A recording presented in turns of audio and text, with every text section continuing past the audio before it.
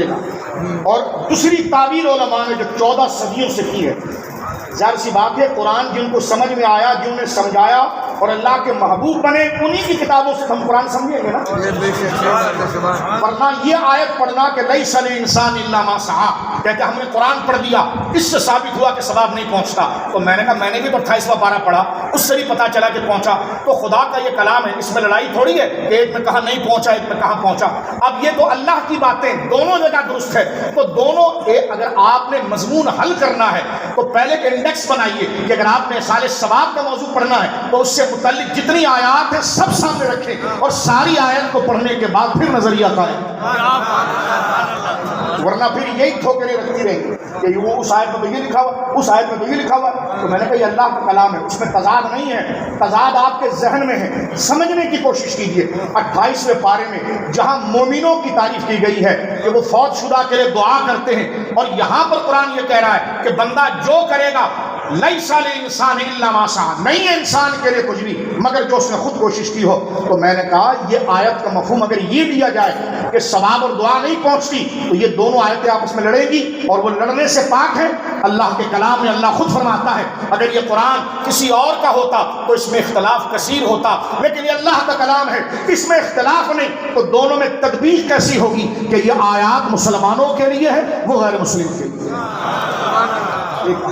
لیکن اس کی تعبیر اور بھی ہے، کیونکہ میں نے موضوع چھیڑ دیا ہے، کیونکہ کلپ کٹ جاتا ہے، پھر اگلا بہت زیادہ سمجھدار بن کے کہتا ہے یہ آیت آپ نے نہیں پڑھی، تو پھر مجبوری ہماری ہے، لمبی تقریر کا شوق نہیں، پھیپڑے دکھانے کا شوق نہیں، کچھ دین کا تقاضا ہوتا ہے، اس لیے موضوع چھڑ گیا ہے تو پھر ہم آپ کو مکمل بتائیں گے تاکہ پھر کوئی آپ کو گمراہ نہ کر سکے۔ اور یہ کوئی شیخی بگاڑنے کے لیے نہیں ہے، محض اللہ کی رضا کے لیے ہے کہ اللہ مجھے بھی اس پر قائم رکھے اور آپ کو۔ اب یہ آیت کریمہ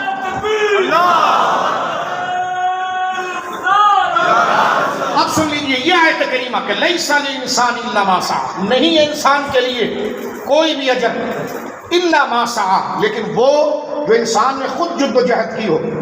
اس کا ایک جواب تو یہ کہ مسلمان سے خطاب نہیں، ٹھیک ہے، کیونکہ 28واں پارہ میں پڑھ چکا ہوں آپ کے سامنے، دعا والی بات۔ دوسرا جواب یہ ہے کہ اگر اس کو مسلمان کے لیے بھی لیا جائے تو یہ احصال ثواب کے خلاف نہیں۔ کیوں؟ اس لیے کہ اب آپ دیکھیے، آپ غوث اعظم کو ثواب پہنچانے یہاں بیٹھے ہیں، عمل آپ کا ہے، عمل آپ کا ہے، لیکن دین کی خدمت انہوں نے کی جو آج ہم مسلمان ہیں، تو دراصل یہ عمل ہمارا نہیں انہی کا ہے، وہ اگر نہیں ہوتے تو ہم کلمہ کیسے پڑھتے ہیں؟ تو لیس للانسان الا ما سعی، اس سے بھی احصال ثواب کی نفی نہیں ہوئی۔ اگر بندہ اپنے ماں باپ کے لیے مرنے کے بعد دعا کرتا ہے یا استادوں کے لیے کرتا ہے تو یہ عمل بھی ماں باپ ہی کا ہے، کیونکہ ماں باپ نے اس کو اسلام پر لایا تو وہ اس کا شکرانہ ادا کر رہا ہے، استادوں نے اس کو دین پڑھایا تو اس کا شکرانہ ادا کر رہا ہے، ولیوں کے لیے ثواب پیش کر رہا ہے، ان کی وجہ سے دین پہنچا ہے۔ تو لہذا اس آیت کو اگر ذات کے لیے رکھیں گے تب بھی یہ غوث پاک کا ہی عمل بنے گا، اس لیے کہ ان کی تعلق سے ہم مومن ہیں، تو لہذا ہم جو کر رہے ہیں یہ انہی کی نسبت کا عمل ہوگا۔ لہذا میرے دوستو بزرگوں، یہ آیت کریمہ احصال ثواب کے خلاف نہیں۔ تو احصال ثواب کا جو عمل ہے خاص جب ولیوں کے لیے ہوتا ہے تو ان کی نسبت الگ، جیسے چھٹی شریف، خواجہ غریب نواز کے احصال ثواب کے لیے، غوث اعظم کے احصال ثواب کے لیے 11ویں شریف۔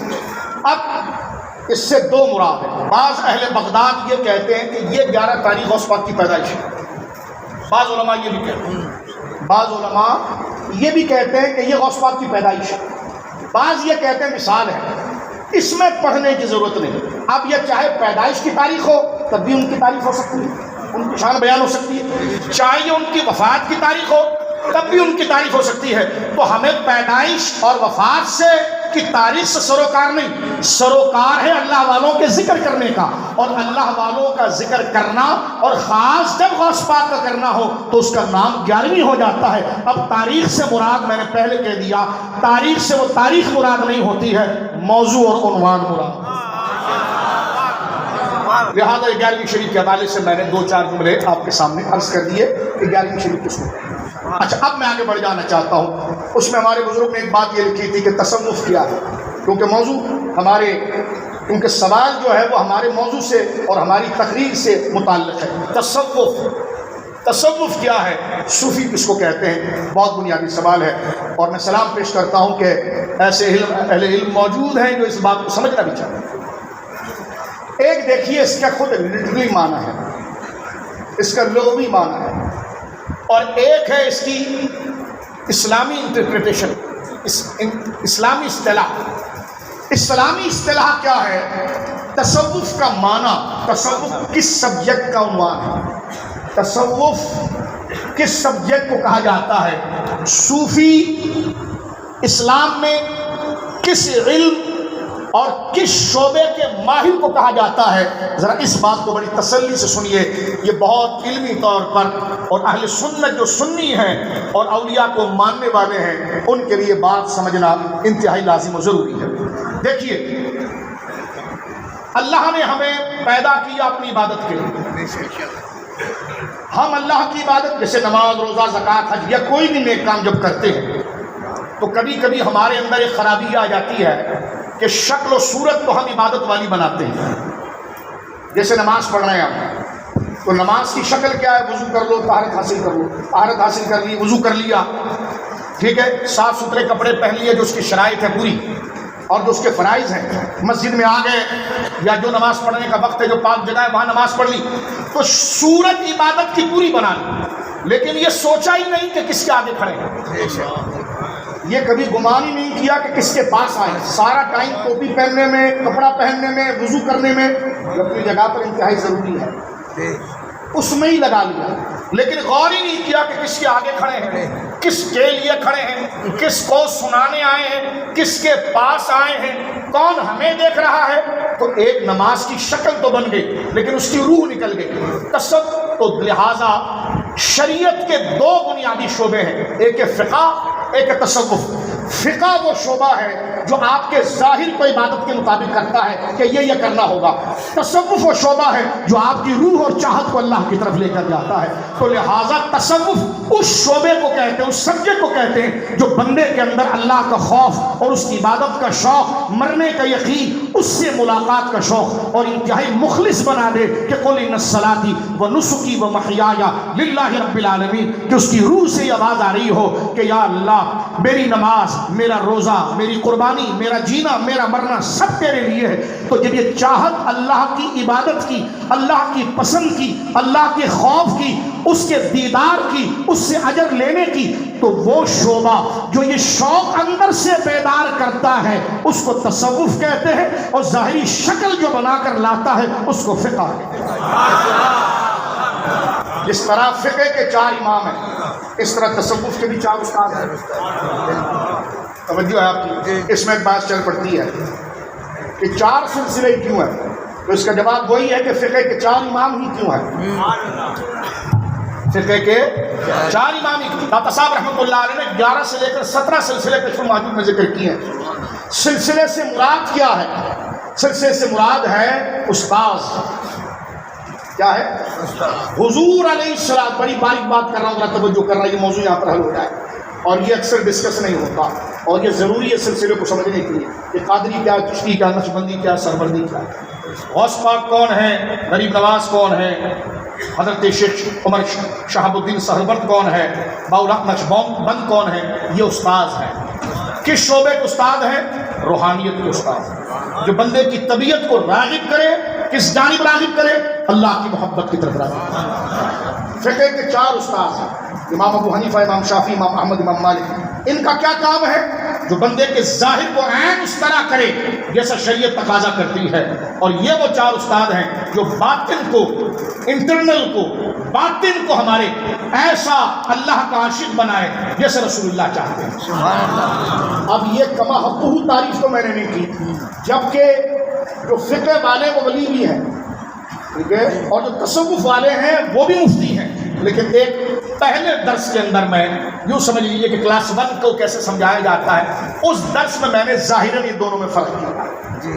حضور علیہ السلام سے عبادات کے طریقے مختلف انداز سے ثابت ہیں۔ اب اس میں یہ بات چلی کہ کون سا عمل حضور نے ہمیشہ کیا، کون سا عمل وقتی کیا۔ اس اعتبار سے کئی تھاٹ آف اسکول فقہ کے بنے، سب نے استدلال حدیث سے کیا۔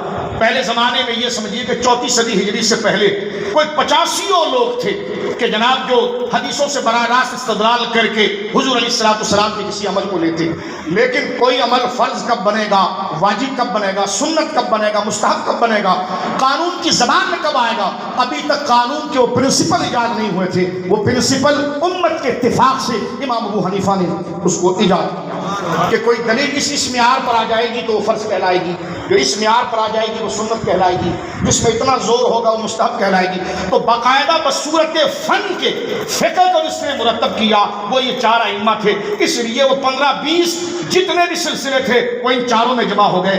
اسی طرح دور صحابہ سے لے کر یوں سمجھ لیجئے کہ غوث اعظم کے دور تک تربیت اخلاق کے اعتبار سے کہ کسی بندے کی طبیعت کیسی ہے، اس کو شکر کا نسخہ پہلے سمجھایا جائے یا صبر کا نسخہ پہلے سمجھایا جائے، امانت کا پہلے سمجھایا جائے یا تواضع کا پہلے سمجھایا جائے، اس کی طبیعت خیر کے طرف آنے کے لیے پہلے کس مشورے کی گویا کہ محتاج ہے، اس پر جن استاذوں نے کام کیا، پھر یہ باقاعدہ فن کا درجہ جب حاصل ہوا تو وہ 17 کے 17 سلسلے ان استادوں کے سلسلے میں جمع ہو گئے، اور وہ قادری، چشتی، نقشبندی صاحب۔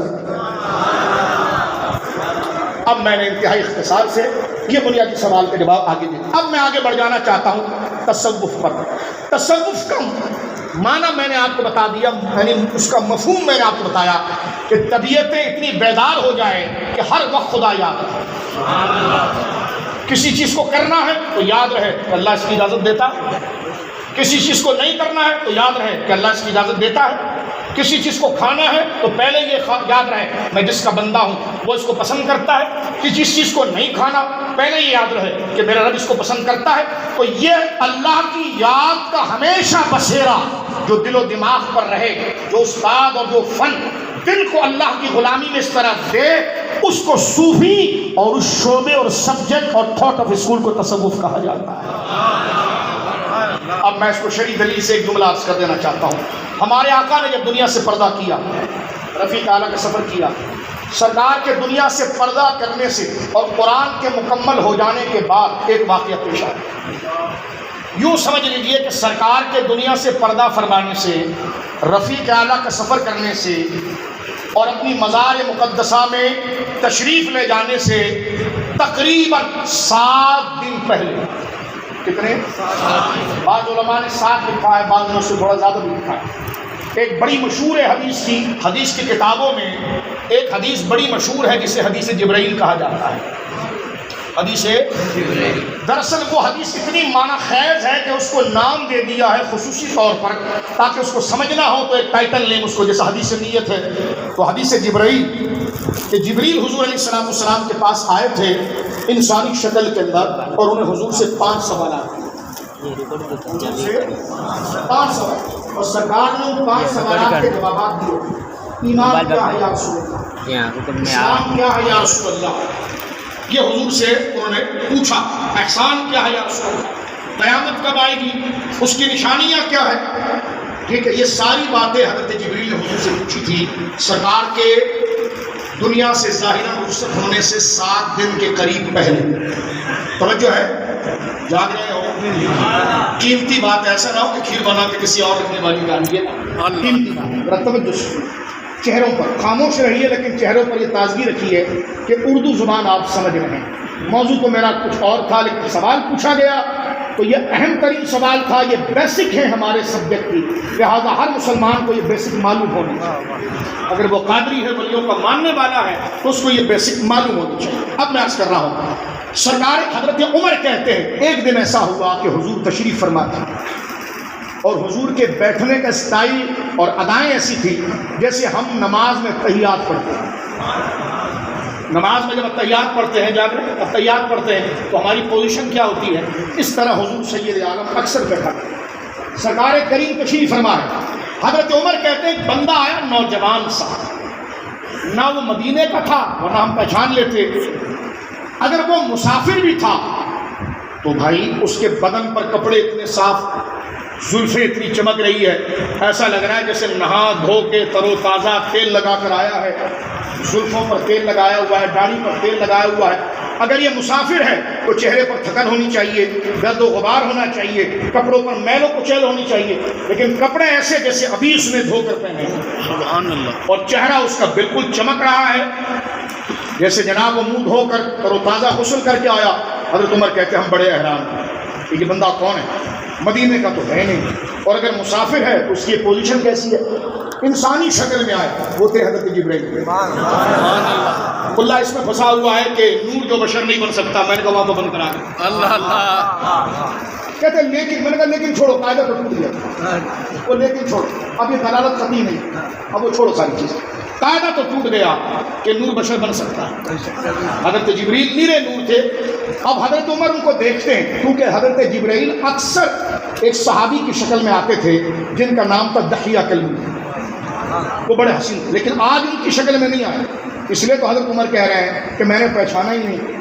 اگر دحیہ، اللہ قاری نے لکھا ہے اس حدیث کے نیچے، علامہ ابن حجر نے لکھا، علامہ عینی نے لکھا کہ اگر یہ دحیہ کی کلبی کی شکل میں آئے ہوتے تو حضرت عمر تو پہچان لیتے کہ دحیہ آیا ہے، لیکن نہیں. آج وہ ایسی شکل میں آئے، انسانی شکل میں آئے، اہل عرب کی شکل میں آئے، لیکن ایسی شکل میں آئے کہ ایسی شکل کا آدمی مدینے میں تھا نہیں، نہ صحابہ نے کبھی دیکھا تھا. اب وہ آئے، حضور کے ساتھ بیٹھ گئے اسی طرح گھٹنے سے گھٹنا لگا کر جیسے حضور بیٹھے ہوئے تھے. حضرت عمر کہتے ہیں میں بڑا حیران ہوا اور میں نے کہا کہ یار یہ بندہ مدینے کا تو نہیں ہے، اور اگر یہ مسافر ہے تو یہ تھکا تھکا میلا کچلا بھی نہیں ہے، تو یہ ہے کون جو اتنا تر و تازہ آ کہاں سے گئے؟ کہتے بس یہی تعجب میرے دماغ میں گھوم رہا تھا. اتنے میں وہ حضور علیہ السلام کے سامنے بیٹھ گیا. اور تو ہم کیونکہ صحابہ تو جانتے تھے کہ حضور کے سامنے جو ہو رہا ہے سب دین اور راز ہے. راز ہے. کیا ہے؟ کیونکہ وہ عاشق تھے، عاشق تھے، ان کی طرح عقل کی گھوڑے نہیں دوڑا.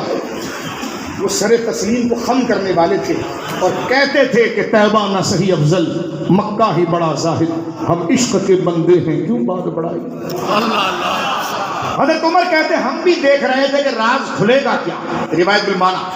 اب وہ شخص جو چل کر آیا اور حضور کے ساتھ بیٹھ گیا، اس نے پہلے حضور سے سوال کیا ایمان کیا ہے، تو حضور نے جواب دیا.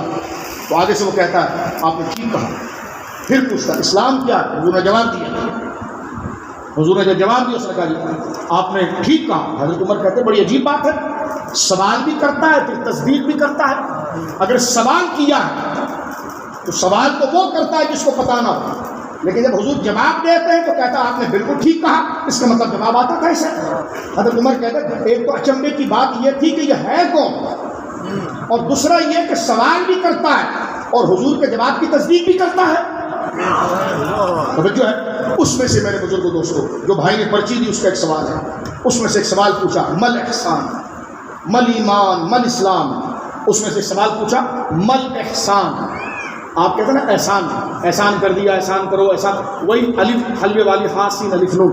مل احسان، احسان کیا ہے؟ اب حضور نے اس کا جو جواب دیا. میں نے ساری تعریف اس میں چھوڑ دی ورنہ تقریر لمبی ہوتی. صرف اس لفظ کو جو سوال ہوا ہے مل احسان، یہ نہیں کہ حدیث یاد نہیں، یاد ہے الحمدللہ. اب صرف اس نقطے کو لیتے ہیں مل احسان یا رسول اللہ، حضور احسان کیا ہے؟ تو سرکار نے جواب دیا ان تعبد اللہ، اللہ ان تعبد اللہ کأنک تراہ فإن لم تکن تراہ فهو یراک. پوچھا وہ شخص حضور سے پوچھتا ہے کہ اب یہ بادشاہوں والی آپ نے کرسی لگائی ہے فقیروں کی. اللہ اللہ. تو ہمیں تو کھل کھلا کے تقریر کی عادت ہے. تو خیر ذرا توجہ کیجیے، آپ غور کیجیے. آپ پوچھا مل احسان یا رسول اللہ، حضور احسان کیا ہے؟ وہ شخص پوچھ رہا ہے.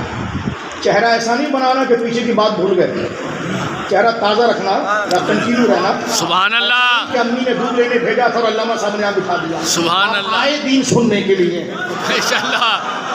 واہ واہ. میں مزاح اس لیے کر رہا ہوں، آپ میرے بھائی اور خاندان کی طرف بیٹھے ہیں.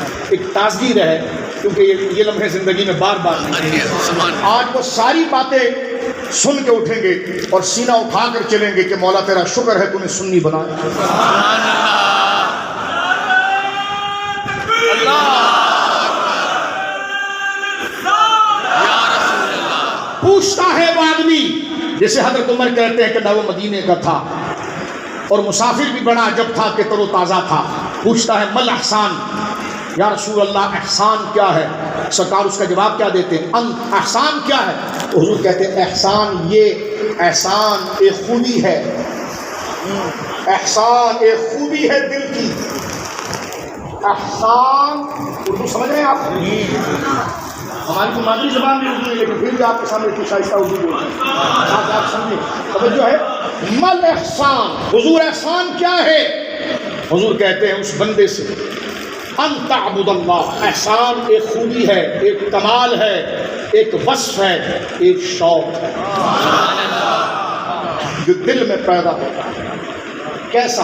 ان تعبد اللہ، کہ جب تو خدا کی عبادت کرے تو اس شوق سے کرے، اس خیال سے کرے، اس بیداری سے کرے، اس ذوق سے کرے کہ ان تعبد اللہ کأنک تراہ، کہ جیسے تو خدا کو دیکھ رہا ہے۔ اور تیرے اندر شوق اگر اتنا اونچا نہ ہو، تیرا جذبہ اتنا جوان نہ ہو، تیرے دل میں اتنی پاکیزگی نہ ہو کہ تو ایسا محسوس کرے جیسے میں خدا کو دیکھ رہا ہوں۔ کیونکہ یہ کیوں بات کی؟ کیونکہ جب ہم ایک دوسرے کے سامنے کام کرتے ہیں نا تو ذرا ادب سے بیٹھتے ہیں، ڈر کر کے۔ آپ دیکھ رہے ہیں اگر میں یوں بیٹھوں گا تو آپ میرا مذاق اڑائیں گے، تو بندہ جب یہ دیکھتا ہے نا کہ کوئی مجھے دیکھ رہا ہے تو ذرا تہذیب میں رہتا ہے۔ تو فرمایا نماز عبادات ایسے کرو جیسے تم خدا کو دیکھ رہے ہو، تو تمہیں کھڑا ہونا بھی آ جائے گا، سجدہ خود ہی آ جائے گا۔ ادھر کھجا رہا ہے، ادھر کھجا رہا ہے، ادھر دیکھ رہا ہے، ادھر دیکھ رہا ہے، پگلے کو اس لیے ادھر ادھر دیکھ رہا ہے کہ تجھے پتہ ہی نہیں ہے کہ تو کس کو دیکھ رہا ہے اور تجھے کون دیکھ رہا ہے۔ اگر یہ پتہ چل جائے کہ تو کس کو دیکھ رہا ہے اور کون تجھے دیکھ رہا ہے تو زمین پر ایسے کھڑے ہو کر نماز پڑھے جیسے کیل ٹھوکی ہوئی زمین۔ سبحان اللہ، سبحان اللہ۔ حضرت عبداللہ بن زبیر کی نماز دیکھیے، حضرت صدیق اکبر کے نواسے ہیں، امام علی مقام کے یار ہیں، حضرت زبیر بن عوام کے بیٹے ہیں، سرکار کی پھوپھی حضرت صفیہ کے لاڈلے ہیں، دادی ہیں ان کی، حضرت ابوبکر صدیق کے نواسے ہیں، حضرت اسماء کے بیٹے ہیں۔ اللہ میں ابن کثیر نے البدایہ میں لکھا چھوٹا سا گھر ہے، نماز پڑھنے کے لیے کھڑے ہوئے تہجد کی، چھت سے سانپ گر گیا، ساتھ میں 2 سال کا بچہ نے کہا اس پہ لپٹ گیا، گھر میں کوہرام مچ گیا، بچے کو سانپ سے بچایا، سانپ کو مار ڈالا، بچے کو بچا لیا، نماز سے فارغ ہوئے، بیگم اور رشتہ داروں نے کہا آپ کو کچھ خبر ہے؟ کہنے کیا ہوا؟ کہنے کیا ہوا؟ اب گھر کوئی 1000 گز کا نہیں تھا، پاؤں پھیلاؤ تو ایک دیوار سے دوسرے دیوار پر پاؤں لگے، سجدہ کرو تو سر جا کے اگلی دیوار پر لگے، اتنا مختصر سا گھر، اس میں سونا بھی ایک بندے کے لیے پورا نہ ہو، ایسی سادگی کا دور۔ فرمایا آپ کے ساتھ بچہ تھا، سانپ اوپر سے گرا، لپٹ گیا، اتنا شور مچ گیا اتنے سے کمرے میں، آپ کو پتہ نہیں چلا؟ فرمایا مجھے تو کوئی نہیں پتہ چلا۔ یہ ہے وہ لوگ جو نماز کا حق ادا کریں۔ حضور نے فرمایا نماز ہے، من احسان یا رسول اللہ، حضور احسان کیا ہے؟ فرمایا ان تعبد اللہ، کہ تو اللہ کی عبادت ایسے کر کأنک تراہ۔ عبداللہ بن زبیر کہہ رہے ہیں کہ مجھے خدا دیکھ رہا ہے، میں خدا کو دیکھ رہا ہوں، تو پھر میں کس کو دیکھ سکتا ہوں؟ کہاں سے آواز آئی؟ توجہ ہے، ایسے بزرگ کا واقعہ ہے کہ جناب آگ لگ گئی نماز پڑھنے میں، لوگوں نے آگ بجھا دی، جب فارغ ہوئے کہ لگا آپ ڈرے نہیں؟ کہ لگا ہوا کیا؟ تو آگ آپ کے پاس آ گئی، اگر ہم بجھاتے نہیں، وہ لگا تم دنیا کی آگ میں پڑے ہو، میں تو آخرت کی آگ کی پرواہ کر رہا ہوں، میں تو آخرت کی آگ سے ڈر رہا تھا۔ تو یہ خیال دیکھے وہاں بدل دیا جو ہے آپ کی۔ تو حضور سے پوچھا من احسان و یا رسول اللہ، حضور احسان کیا ہے؟ تو سرکار کہتے ہیں ان تعبد اللہ کأنک تراہ، تو نماز ایسے پڑھ جیسے تو خدا کو دیکھ رہا ہے۔ فَإِن لَمْ تَكُنْ تَرَاهُ فَهُوَ يَرَاكَ، اور اگر تو اس خیال کو اتنا بلند نہ کر سکے اور تیرے اندر نیکی اور صفائی اور شادابی اور شوق اور محبت عبادت کی اتنی نہ ہو کہ تو خدا کو دیکھ رہا ہے، تو یہ یقین کر کہ خدا تجھے دیکھ رہا ہے۔ یہ ہے تصوف۔ تصوف احسان کو کہتے ہیں، تصوف احسان کو کہتے ہیں، یعنی تصوف اس پریکٹس کا نام ہے کہ ہما وقت یہ دھیان رہے اللہ دیکھ رہا ہے، اللہ دیکھ رہا ہے، اللہ دیکھ رہا ہے، اللہ دیکھ رہا ہے۔ وہ ایک بزرگ گزر رہے تھے، ایک نوجوان، اللہ ہمیں آنکھوں کا پردہ دے اور ہماری پرائیویسی اللہ کو۔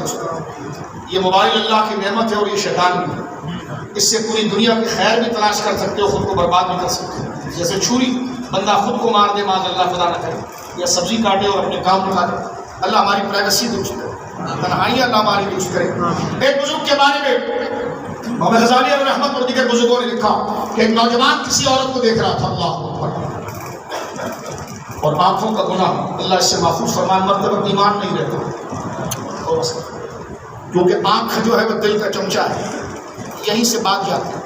دل کیسے صاف ہوگا جب آنکھ صاف نہیں؟ دل کیسے نیک ہوگا جب کان نیک نہیں؟ کان کو غیبت سننے کی عادت ہے۔ دل کیا کرتا ہے؟ دل کو یہ دو چیزیں فراہم ہوتی ہیں، یہاں سے مال جاتا ہے، یہاں سے جاتا ہے، جو یہاں سے جائے گا دل وہی کرے گا۔ چلے ہیں دل کو نیک کرنے اور آنکھیں ادھر ادھر مٹکا رہے ہیں، تو جب آنکھیں پاک نہیں، جب آنکھ اللہ والی نہیں ہوگی تو دل بھی اللہ والا نہیں ہوگا۔ دل کو اللہ والا کرنا ہے تو آنکھ کو اللہ والا کرے، کان کو اللہ والا کرے۔ آپ کہیں گے مولانا آنکھ اللہ والی کیسے ہوگی؟ میں نے کہا جس کو اللہ دیکھنے کا کہے اسی دیکھو، جس کو دیکھنے سے اللہ ناراض ہو اس کو نہ دیکھو، توجہ ہے آپ کی، اس کو نہ دیکھو۔ تو ایک نوجوان لڑکا غیر محرم عورت کو دیکھ رہا ہے، معاذ اللہ دیکھ رہا ہے، ایک بزرگ قریب سے گزرے، اس کے کان میں کچھ کہا، وہ نوجوان گر گیا ترنت سے سمجھ۔ لوگوں نے بابا جی کو پکڑ لیا، تم نے بچے کے ساتھ کیا کر دیا؟ اور تم بھی تو کھڑے تھے، کیا کیا؟ میں نے کچھ بھی نہیں کیا، نہ میرے پاس لاٹھی ہے نہ چپو ہے، کچھ بھی نہیں۔ تو کہا نہیں آپ نے کچھ کہا اس کے کان میں؟ کہا تمہارے کان میں بھی کہہ دیتا ہوں۔ کہا نہیں کچھ کہا؟ کہا کچھ نہیں کہا۔ کہا کچھ تو بتائیے۔ کہا یہ عورت کو دیکھ رہا تھا اور میں کہنے لگا تجھے رب دیکھ رہا ہے، گناہ کو دیکھ رہا ہے اور اللہ تجھے دیکھ رہا ہے۔ فرما مومن تھا، شرما کر بے ہوش ہو گیا، شرما کر بے ہوش ہو گیا۔ تو تصوف نام ہے مقام احسان کا، کہ خود کو اس عادت کا پابند کر لینا کہ اللہ دیکھ رہا ہے، اللہ دیکھ رہا ہے۔ رائے کے دانے کے برابر زندگی کرو گے تو اللہ رب العالمین کے حضور اس کا اجر پاؤ گے۔ زندگی ہمیشہ کے لیے نہیں ہے، زندگی آمد برائے بندگی، زندگی بے بندگی شرمندگی۔ زندگی ملی ہے عبادت کے لیے، عبادت کا معنی ہے اللہ کی فرمانبرداری کرنا، اور زندگی سے اگر یہ فرمانبرداری نکال دو تو زندگی شرمندگی بن جاتی ہے۔ اس عمل کو کہتے ہیں تصوف، اور جو یہ عمل سکھاتا ہے اس کو کہتے ہیں صوفی۔ چلو یہی موضوع چھوڑ دیا ہے تو اسی پر میں بات ختم کرتا ہوں، بات یہی مکمل کرتا ہوں۔ دیکھو میں نے کہا نا ابھی غوث پاک کو سمجھنے کے لیے تو پہلی ہم نے کتاب غوث پاک کی پہلی لائن کا پہلا صفحہ پڑھنا شروع کیا، تو اس میں دیکھو کتنا ٹائم ہوا جو ہے آپ کی۔ پھر آپ فیس بک پر جا کر علماء کی تقاریر سنتے رہے، شوق ہے تو پیر کے دن ہماری مسجد آئیے، پھر غوث پاک کی زندگی کو مکمل ڈسکس کریں۔ لیکن یہاں پر صرف مقدمے کے حوالے سے کہ یہ کس فیلڈ کے ماہر ہیں۔ اب میں آگے بڑھ جانا چاہتا ہوں میرے دوستوں بزرگوں، قرآن جن کو صوفی ہے، ان کو صوفی کیوں کہا جاتا ہے؟ ان کو استاد کیوں نہیں کہا جاتا؟ صوفی درس اس لیے کہا جاتا ہے کہ جو قوم کو یہ باتیں سکھاتے تھے اور دل سے اللہ والا بناتے تھے، وہ لباس اکثر موٹا موٹا اون کا پہنتے تھے۔ اون کو عربی زبان میں صوف کہتے ہیں۔ بات سمجھ رہے ہو؟ تو کتنی بڑی بڑی باتیں سیکھنے کے لیے سواد والا، سین والا نہیں، سواد والا صوف، تصوف اسی سے صوف، صوف کہتے ہیں اون کو۔ تو جو لوگ اللہ والے یہ باتیں عوام کے ذہنوں میں اللہ والوں لوگوں کو اللہ والا بناتے تھے، وہ موٹے موٹے سادے کپڑے پہنتے تھے، اور موٹے موٹے سادے کپڑے سفید یا جو بھی کپڑا وہ پہنتے تھے وہ صوف کا ہوتا تھا، اون کا ہوتا تھا۔ تو پھر ان کی تسمیت باللباس، ان کے لباس کی وجہ سے ان کا نام رکھ دیا گیا صوفی۔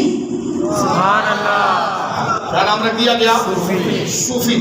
آج لباس تو صوف کا نہیں پہنا جاتا، لیکن اگر اس سبجیکٹ پر عمل کیا جائے، عبادات پر اخلاص، سچ بولنا، تکبر اختیار نہ کرنا، عاجزی لانا، ناشکری نہ کرنا، شکر کرنا، خیانت نہ کرنا، امانت کرنا، تکبر نہ کرنا، انکساری اور تواضع کرنا، جھوٹ نہ بولنا، سچ بولنا، دکھاوا نہ کرنا، اللہ کے لیے عبادت کرنا، جو یہ بات آج بھی سکھائے، اس کا لباس صوف کا نہ بھی ہو تو اس مرشد کو صوفی کہا جاتا ہے۔ اور اگر کوئی آج صوف کا لباس پہن لے اور یہ باتیں اس کے اندر نہ ہو تو اس کو بھی صوفی نہیں کہا، کیونکہ اصل بات یونیفارم کی نہیں ہے، اصل بات نظریے کی ہے۔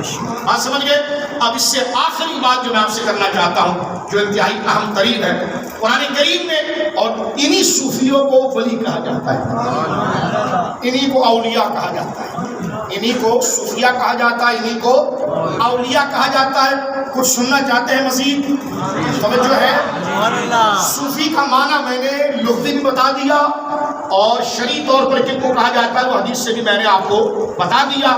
تو اس اعتبار سے حضرت ابوبکر صدیق سب سے بڑے صوفی، حضرت عمر، حضرت عثمان، حضرت علی، توجہ ہے آپ کی۔ صوفی وہ ہے جو لوگوں کے دلوں کے اندر اللہ کی محبت کو بٹھائے۔ جب بندہ اللہ کی مرضی کے کام کرنا شروع کر دیتا ہے کہ اس سے اللہ کا بتایا ہوا کوئی فرض نہ چھوٹے، فرض سارا، کیونکہ بچے بھی بیٹھے ہیں اس لیے بہت آسان گفتگو کرتا ہوں۔ اللہ نے جو باتیں کا حکم لازمی دیا جیسے نماز، دیکھو کچھ اخلاق کے فرض ہیں اور کچھ عبادات کے فرض ہیں۔ یہ میں وہ بھی عبادات ہی ہے لیکن سمجھانے کے لیے، جیسے نماز فرض ہے نا، روزہ فرض ہے نا، زکوٰۃ فرض ہے نا، حج فرض ہے نا، اس طرح سچ بولنا بھی فرض ہے۔ یہ سن لیجیے، سچ بولنا ایسا ہی فرض ہے جیسے نماز فرض ہے۔ ہم عجیب ہیں یار، ایک شعبے کا فرض لیتے ہیں دوسرے کا چھوڑتے ہیں۔ جناب آپ نے نماز کیوں نہیں چھوڑی؟ ظہر بھی پڑھی، فجر بھی پڑھی، عصر بھی پڑھی، مغرب بھی پڑھی، عشاء بھی پڑھی۔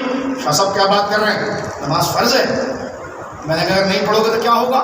کہ اس پر تو قبر اور جہنم میں عذاب ہے اور اللہ کا حکم ہے۔ میں نے کہا بالکل، جیسا یہ عبادات کا فرض ہے اسی طرح کوئی ایٹیٹیوڈ، مینرز، اخلاق کے فرض ہیں۔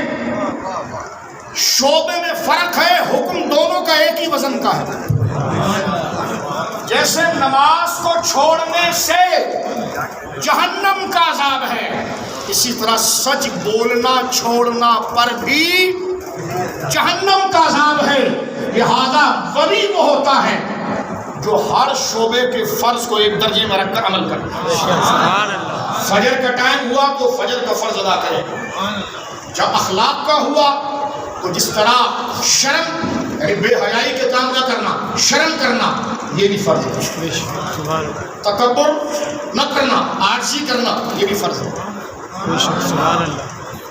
لیکن اگر کوئی فرعون آ کر کھڑا ہو جائے، بدماش آ کر کھڑے ہو جائے، قانون غلط لے کر آئے، اس کے آگے کہنا سر، لیکن میں نے کہا تم نے اس ظالم فرعون کو سر کیوں کہا، ان کا ادب کیوں کیا؟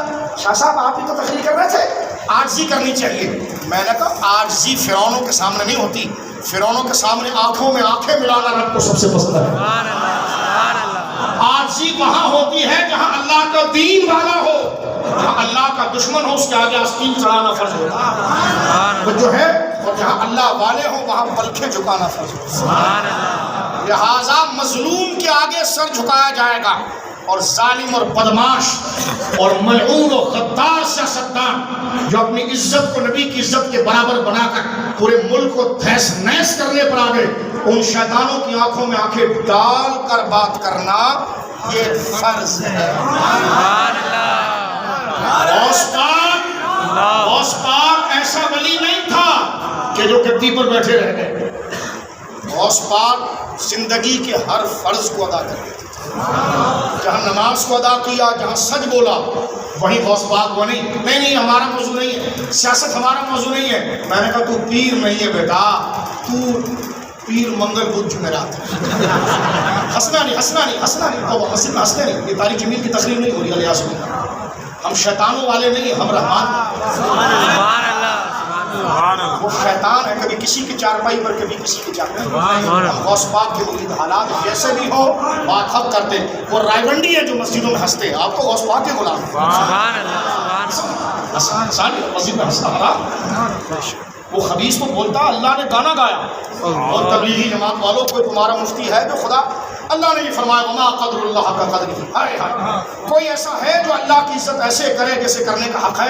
ہم نے کہا مولا ہم تیرے گناہگار بندے، ہاں جس نے یہ کہا کہ تو نے گانا گایا وہ خنزیر ہے، ملعون ہے، بدبخت ہے، گمراہ۔ اور کس رائے منڈ میں لے جا رہے ہیں؟ جب تمہارا ملا یہ کہے کہ انڈین گانا گا کر کہے معاذ اللہ، اور کہے کہ جناب اللہ ایسے گانا گائے گا معاذ اللہ، رسول اللہ نے فرمایا گانا زنا کا منتر ہے، جو پیر رہا وہ پیر نہیں، جو مولوی رہا، جس کو خدا کے لیے غصہ نہیں آیا وہ کیسا لیڈر اور پیر ہے؟ جو ہے یہ باتیں کرنا اور یہ جملے کہنا کہ یا اللہ تو زمین پر آ جا، میں تیرے پاؤں دباؤں گا، تیرے سر میں تیل ڈالوں گا، میں نے ایسی تبلیغ پر میں لعنت بھیجتا ہوں کہ جس میں خدا کا مذاق بنایا ہے۔ اور یہ تصوف کی پہلی بنیاد ہے کہ والذین آمنوا اشد حبا للہ، صوفی وہ ہوتا ہے جو سب سے شدید پیار اپنے رب سے کرتا ہے، وہ کسی کو کچھ نہیں کہتا، لیکن جب اس کے رب کو کوئی کہے تو اس کو گریبان سے پکڑتا ہے۔ امام ربانی نے پکڑا، کہتے نہیں صوفی بے ضرر ہوتا ہے، میں نے کہا وہ اللہ والوں کے لیے بے ضرر ہے، لیکن وہ فرعونوں کے لیے موسیٰ بنتا ہے، وہ نمرود کے لیے ابراہیم بنتا ہے، وہ یزید کے لیے حسین بنتا ہے۔ تصوف کو کیا ہے نہیں سمجھا ہوا؟ تصوف غیرت کا نام ہے کہ محبت بھی اللہ کے لیے، سبحان اللہ۔ غوث اعظم نے جہاں پر نمازوں کا فرض ادا کیا وہاں اخلاق کا بھی فرض ادا کیا، اور آپ کو خبر آئی کہ گورنر بغداد نے ناجائز ٹیکس لگا دیا، سبزیوں کے ریٹ بڑھا دیے، سبزیوں کے ریٹ۔ ہم کو خود مرید بنا کر سیاسی پارٹیوں میں گھستے ہیں اور بیچتے ہیں ان کو، پیر صاحب کو براڈو ملتی ہے، جائیدادیں ملتی ہے، لیکن وہ نام کے پیر ہے، اند اللہ پیر نہیں۔ اند اللہ پیر وہ ہے جو اللہ کے لیے روئے اور اللہ کے لیے خوش۔ سبحان اللہ۔ رہ گئی رسم ازارو بے بلالی نہ رہی، فلسفہ رہ گیا تلقین غزالی نہ رہی۔ کیا کہا اقبال نے؟ حیدری فقر ہے، حیدری فقر ہے نہ دولت عثمانی ہے۔ پیر صاحب آپ کو کیا اسلاف سے نسبت روحانی، صرف ان کی مزار بیچ رہا ہے، ان جیسا بن بھی، ان جیسی غیرت بھی نہ، صرف عمارت بنایا ہے، حق کو حق کہے، ناجائز کو ناجائز کہے، ناجائز اور ناحق کی گردن کو پاؤں رکھ اور حق والوں کے قدموں کے نیچے پلکی بچھا۔ کیونکہ ولی خدا کا ترجمان ہوتا ہے، اس کی تنظیم کا نمائندہ ہوتا ہے، اس کا غصہ بھی رب کے لیے ہوتا ہے، اس کی چاہت بھی رب کے لیے۔ سبحان اللہ۔ دین بدلا جا رہا ہے، کہتے ہیں یہ مولویوں کی تحریک ہے۔ میں نے کہا فیصلے خدا کے سامنے ہوں گے تو غوث پاک کو آنکھ دکھا پائے گا، امام ربانی کو آنکھ دکھا پائے گا؟ 3 سال جہانگیر نے امام ربانی کو جیل میں بند کیا، 3 سال قوالیار کی جیل میں بند کیا، جبکہ جہانگیر کے دربار میں بڑے برق اونچی پگڑیوں والے پیر بھی بیٹھے ہوتے تھے، لیکن جہانگیر نے دیکھا کہ پیر تو ایک ہی ملا وہ شیخ احمد سرہندی ہے، جس نے پوری ریاست مغلیہ کو ہلا کر دیا۔ صرف ان کے خطوط میں وہ انقلاب لایا کہ جہانگیر بھی ان کے قدموں میں آ کر بیٹھا، کہنے لگا بابا جی کیا چاہیے؟ کہنے لگا کچھ بھی نہیں چاہیے۔ تو کہا یہ لوگوں کو کیوں اٹھایا؟ اٹھایا نہیں، وہ خدا کے بندے تھے، خدا کا راستہ بتایا۔ سبحان اللہ۔ تیرے بندے تھوڑی تھے، خدا کے بندے تھے، ان کو لکھ لکھ کر بتایا یہ جائز نہیں، یہ جائز ہے، یہ ناجائز ہے، یہ حرام ہے، یہ جائز ہے، ایسا نہیں بولنا چاہیے، ایسا بولنا چاہیے۔ کہنے لگا کیا میری حکومت چاہتے ہیں؟ فرمایا نہیں، میرا یہ ٹوٹا ہوا مسلح کافی ہے۔ تو کہا پھر میرے خلاف کیوں ہے؟ کہا تو شریعت کے خلاف کیوں بات کرتا ہے؟ کہ اگر میں شریعت کی باتیں کروں تو فرمایا تیرے لیے دعا کروں گا۔ جہانگیر کھڑے کھڑے اس کے گھٹنے کھل گئے، بیٹھ گیا۔ اس نے ایسا اللہ ولی دیکھا نہیں تھا، اس کا دربار 100 پیروں سے بھرا ہوتا تھا، لیکن مال پکڑنے آتے تھے، دیگے پکڑنے آتے تھے۔ اسے خدا کا بندہ اب ملا، پڑھو امام ربانی کو۔ ہندوستان کا سب سے طاقتور بادشاہ جہانگیر تھا، کسی ہندو راجا کی ہمت نہیں تھی جہانگیر کے آگے آنکھ لگائے، لیکن یہ صوفی باصفا امام ربانی نے اس کو ہلا کر رکھ دیا۔ کہا آپ نے تو بغاوت کھڑی کر دی حکومت نے میرے خلاف۔ کہنے لگا میں تو نہتا ہوں، صرف قلم چلاتا ہوں، بغاوت نہیں کی جہانگیر، وہ تیرے غلام اور بندے نہیں تھے، وہ خدا کے بندے تھے۔ کیا وہ خدا کے بندے تھے، وہ نبی کی امت ہے، ان کو اپنے آپ سجدہ کروا رہا ہے، تو خدا بن رہا ہے۔ میں نے تو صرف چنگاری دی ہے کہ ماں کی لوری یاد رکھنا، جو تیرے کانوں میں پیدائش میں اذان دی تھی، وہ اللہ اکبر کا ترانہ یاد رکھنا۔ غیرت مند تھے، پاکیزہ روحیں تھی، بھٹک گئی تھی، میرا خط پڑھ کر راہ راست پر آ گئی۔ میں نے کوئی لشکر تو نہیں بتایا، صرف خدا کی باتیں کی۔ نیک لوگوں کی اولاد تھے، تیری چنگل غلامی سے نکل کر خدا کی غلامی میں آ گئے۔ سبحان اللہ۔ آج دار ختم دیکھو کیسے سیاستدانوں کا بھی قبلہ صحیح ہوا ہے، جو دین کا کبھی نام نہیں لیتے کبھی کہتے دین کا ٹش دے دے رہا، دین کا ٹش۔ میں نے کہا تمہیں پتا چل گیا بیٹا، یہ زمین پر صرف خدا کا راج چلتا ہے، اسمبلی میں تو حرام خور سود خور زانی جاتے ہیں، اسمبلی تو گندی اور پلید جگہ ہے، جگہ تو خدا کی زمین ہے جہاں پر ڈبے بدلے نہیں جاتے، جہاں کا دل الحمدللہ غوث پاک کا غلام، امام ربانی کا غلام، اور ان کی توسط سے رسول اللہ کا غلام، اور ان کی توسط سے خدا کا بندہ۔ غوث پاک کو بڑا کہا ہے آپ کو، آپ سمجھتے ہیں یہ خلاف تقریر ہے؟ غوث پاک کی تقریریں پڑھیں۔ غوث پاک کو اتنا آئی جمعے کی نماز پڑھانے سے پہلے کہ حضرت سبزی کے ریٹ بڑھا دیے گورنمنٹ نے، سبزی کے ریٹ بڑھا دیے گورنمنٹ نے، بغداد کے عوام بڑی پریشان ہے۔ غوث پاک نے کہا میرا یہ نہیں کہا، میرا یہ کام نہیں ہے، مرید کو ڈانٹا نہیں، ارے تجھے نہیں پتا ہم تصوف والے، ہم ہلکا ذکر کرنے والے۔ غوث پاک نے تقریر پوری کی اور آخری 5 منٹ میں اعلان کیا، اور گورنر بغداد کو اعلان کیا، فرمایا سن، تو نے غریب عوام پر ناجائز ٹیکس لگایا ہے، لاکھوں درہم کا تو نے اپنا محل بنایا ہے، عوام کے پیسے سے تو اپنے محل میں عیاشیاں کرتا ہے، ہزاروں تیرے غلام خدام ہیں، لاکھوں درہم کا تیرے دنانیر کا تیرا محل ہے، تیری پروٹوکول جب تو جاتا ہے سڑک پر تو لاکھوں دینار صرف پروٹوکول پر خرچ ہوتا ہے، ان غریب عوام کا پیسہ تو نے لے کر تو نے ٹیکس کیسے لگایا؟ اور ابھی منبر سے اٹھ رہے ہیں غوث پاک نماز کے لیے، فرمایا نماز ختم ہونے کے بعد ہی شیخ عبد القادر جیلانی اپنی مسجد قادریہ سے تحریک لے کر گورنر ہاؤس کی طرف آ رہا ہے، اعلان سن لے۔ کمیٹی نے آ کر نہیں کہا یہ مسجد ہے، ادھر یہ باتیں نہیں ہوتی، میں نے کہا مسجد میں بھائی کی باتیں نہیں ہوتی، مسجد میں اللہ کے رسول کی باتیں ہوتی ہیں، ہماری ایسی کی تیسی، کیا بنا؟ مسجدیں تمہارا سیکٹر انچارج ہے، مسجد تمہارے دفتر ہے، مسجد اللہ کا گھر ہے، یہاں وہ بات ہوگی جو خدا نے کہا ہے، رسول نے کہا ہے۔ گراؤنڈ پر اگر اللہ کے دین کے خلاف بات ہوگی تو امام جو منبر پر بیٹھا ہے یہ غوث پاک کا غلام، غریب نواز کا غلام ہے، کمیٹی غلام ہے، ان کا کام ہے مسجد میں آئے ہوئے بندوں کو اللہ کے دین کا شعور دیں اور گلی کوشوں میں خدا کے دین کو نافذ کرنے کے لیے۔ سبحان اللہ، سبحان اللہ۔